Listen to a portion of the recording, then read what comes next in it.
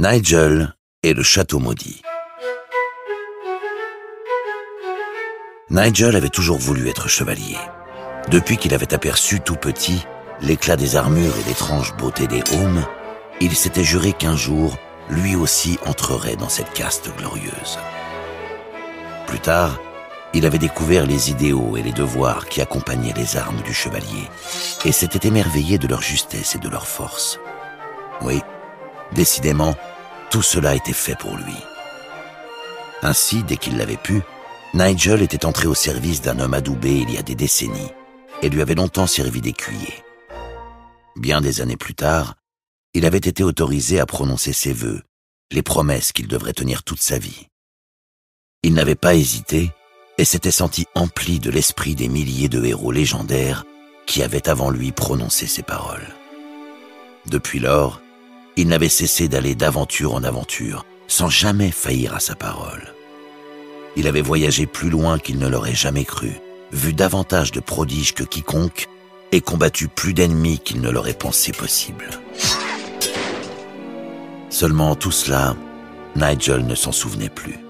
Ou plutôt, cela ne lui revenait que par bribes, et lui échappait immédiatement ensuite. De toute son existence, il ne gardait en mémoire qu'un brouillard d'images et de situations qu'il ne parvenait plus à remettre dans l'ordre.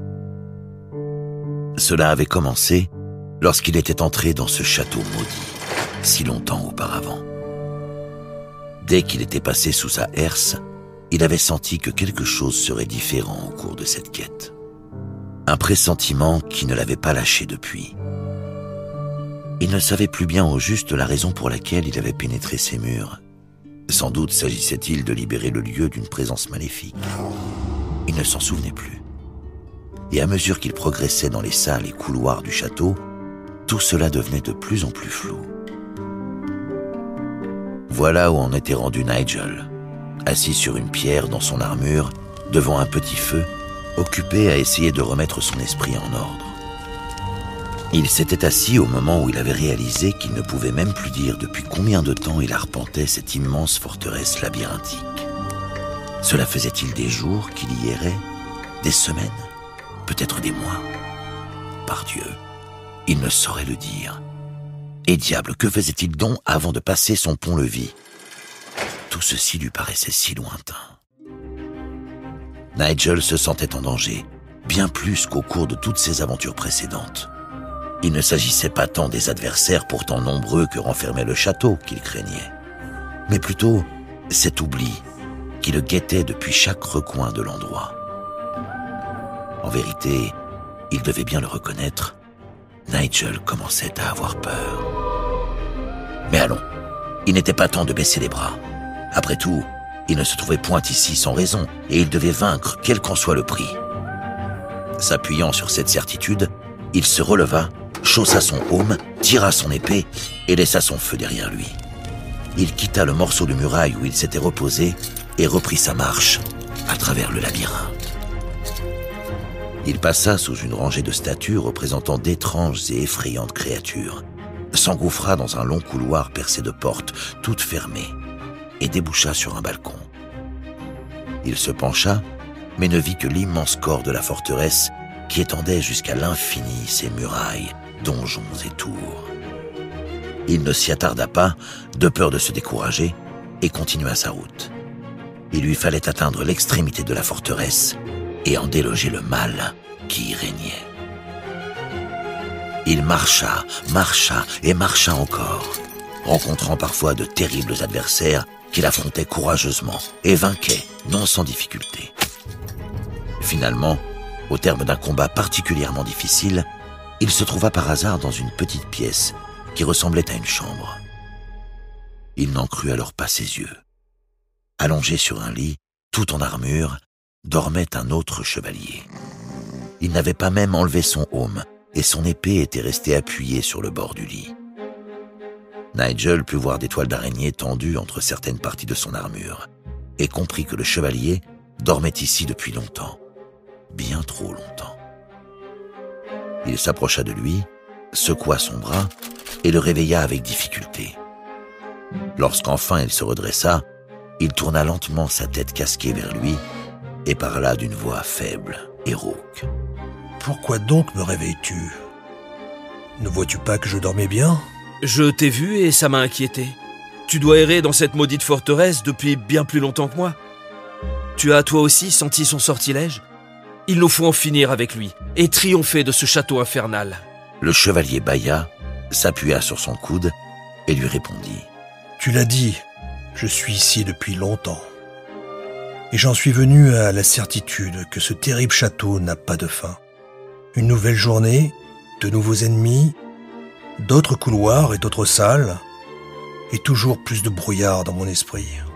Sais-tu, toi qui t'agites encore, que je ne me souviens plus de mon propre nom? » Nigel le regarda, interdit. Quelle terrible, terrible malédiction. Personne ne viendra jamais à bout de ce château et personne ne peut en sortir. Une fois entré, on oublie tout et on ne se souvient de rien. Mais peut-être est-ce mieux ainsi, si nous devons y rester à jamais. Continue si tu veux. Moi, j'en ai soupé. Ceci dit, le chevalier se retourna et un instant plus tard, il dormait à nouveau. Nigel le regarda un instant, plein de peine et de doute. Il sentit le poids sur ses épaules s'alourdir et son cœur se serra. Mais il refusa d'écouter tout cela. Il se releva, quitta la chambre et reprit sa marche en chantant pour lui-même les quelques paroles d'une vieille chanson dont il se souvenait encore. De nouveau, il affronta des troupes entières de terribles adversaires qui semblaient naître des murs même du château, se perdit à travers le dédale, gravissant et descendant 1000 escaliers. Il se sentait fatigué, usé par cette quête sans fin. Il repensait parfois au chevalier endormi, surtout lorsqu'il passait à côté de chambres abandonnées. Mais il repoussait toujours la tentation et faisait face aux épreuves, sans faillir.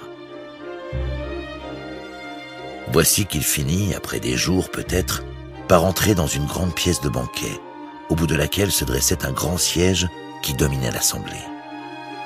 Les tables étaient désertes, mais quelqu'un occupait pourtant le grand siège. Il s'agissait encore d'un chevalier, plus grand et mieux équipé que le précédent. Le voyant entrer, le gardien de la salle se leva et pointa son arme vers Nigel. Ce dernier s'arrêta et lui parla. « Pourquoi me menaces-tu, frère d'armes? Ne sommes-nous pas unis dans cette quête contre cette forteresse pleine de pièges et de maléfices? Viens avec moi et triomphons ensemble. » Le chevalier gardien ne dit d'abord rien. Puis il parla, d'une voix grave qui résonna dans toute la salle. « Voilà une éternité que je suis entré dans ce château. Comme toi, j'ai senti mes souvenirs se disperser, et j'ai cessé de croire que l'on pouvait vaincre ce château. Cela n'a jamais été possible, nul n'en est capable.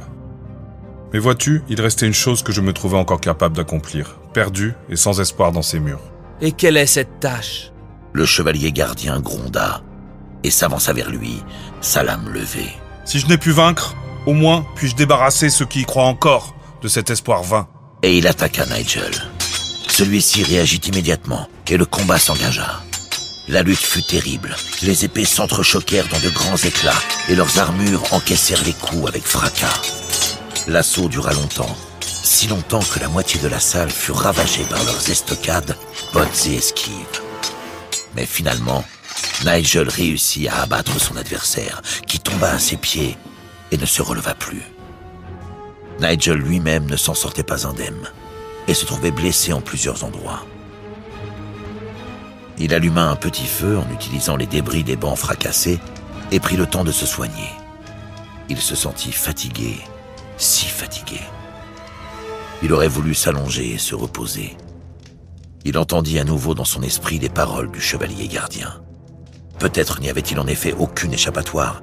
Peut-être s'était-il lancé dans une quête impossible. Fallait-il alors s'acharner, continuer encore, exténué comme il l'était, persévérer dans le vide? Tout près de céder à ses appels, Nigel se souvint soudain de ses vœux, des paroles qu'il avait prononcées des années en arrière, alors qu'il devenait enfin chevalier. Il y était question de courage, de beauté, de persévérance et de confiance en la victoire, tant que la lutte reste juste. À présent, il se battait pour ne pas oublier qui il était et quelle avait été son existence avant le château. Cela, pour sûr, était bien une cause juste. Fatigué, vacillant mais toujours vaillant, Nigel se redressa en s'appuyant sur sa bonne épée et reprit sa route. Une fois encore, il passa un temps incalculable dans des corridors biscornus, traversa des halls et des galeries sans nombre, défis les plus coriaces et hideux des adversaires. Tout cela lui sembla sans fin, et il faillit succomber à ses blessures plus d'une fois. Mais toujours, il trouva la force de se relever, se souvenant de ses vœux qui, eux, malgré l'oubli, brûlaient haut en lui-même. Il se fit qu'il pénétra dans une énième salle aux allures de vieille chapelle, vide et silencieuse. Il n'y avait rien d'autre que des vitraux percés dans les murs et une estrade là où s'arrêtaient les bancs. Et sur cette estrade se tenait un grand miroir sur pied. Lentement, Nigel s'approcha de l'estrade, en gravit les marches et s'approcha du miroir. Il y vit son reflet, son armure couverte de traces de combat, sa cape en lambeaux et son aume usé qui masquait son visage. Et soudain, Nigel eut peur, davantage encore que durant toute sa quête à travers le château. Les images du chevalier découragé et du chevalier gardien lui revinrent brusquement, et leurs paroles résonnèrent dans son esprit. À cet instant, il ne parvenait à se souvenir que de ces paroles d'abandon, de tristesse et de rancœur. Son esprit semblait à présent vide de tout ce qui n'appartenait pas à ce maudit château. Pouvait-il encore seulement se rappeler son propre visage? Il n'en était pas certain. Voilà une éternité qu'il n'avait pas enlevé son aume, et il n'était pas sûr d'avoir envie de se voir. À la vérité, il craignait de constater ce que les effets du château avaient pu lui faire. Oui, c'était cela. Nigel avait peur de ce qu'il allait voir s'il retirait son aume. Il l'enleva pourtant, en frissonnant, se murmurant les paroles de ses vœux auxquels il s'accrochait toujours. Il vit alors son visage, fatigué, rendu blanc par les épreuves, les yeux creusés et la mine affaiblie. Mais par-dessus tout, il put observer le doute et l'oubli qui remplissaient ses yeux.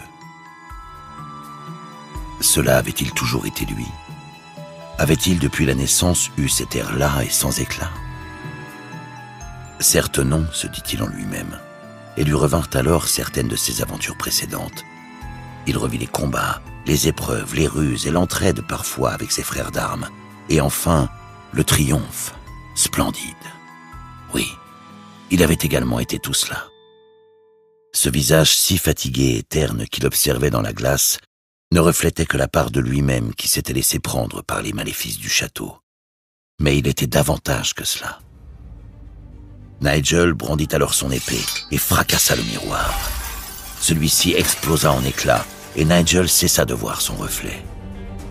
À la place, il sentit tous ses souvenirs lui revenir à la vitesse de son cheval lorsqu'il galopait à travers les plaines pour l'emmener vers de nouvelles nobles quêtes. Il se rappela chaque instant de sa vie, revit toutes les grandes joies et les difficultés surmontées, jusqu'à l'entrée dans cette terrible forteresse. Les portes, les couloirs, les salles qui se suivaient sans fin, les murailles à créneaux, les adversaires innombrables. Il les reconnut tous depuis le commencement de son aventure, et s'aidant de tous ses souvenirs, il put se rappeler comment il était parvenu jusqu'ici. Nigel s'assit un instant pour reprendre son souffle. Il se concentra. Oui, il pouvait à présent sortir du château. Sa mémoire lui permettait de reconstituer le chemin inverse de sa marche qui le mènerait à la sortie. Nigel n'attendit pas. Il reprit toute sa route à contresens, retraversa toutes les pièces et couloirs parcourus jusqu'alors, oxy des quelques ennemis qu'il avait laissés en chemin. Il bondissait en avant, porté par la force de son esprit retrouvé, chantant à pleine voix toutes les chansons qu'il connaissait. Et lorsqu'enfin, il reconnut la grande herse et le pont-levis qui marquaient l'entrée du château, il s'élança au dehors, ivre de joie. Nigel connut beaucoup d'autres aventures et triompha de toutes ses quêtes. Il devint une légende, le chevalier qui avait brisé la malédiction du château de l'oubli. Et jusqu'à sa dernière bataille, il demeura toujours fidèle à ses vœux et n'en oublia jamais une seule lettre.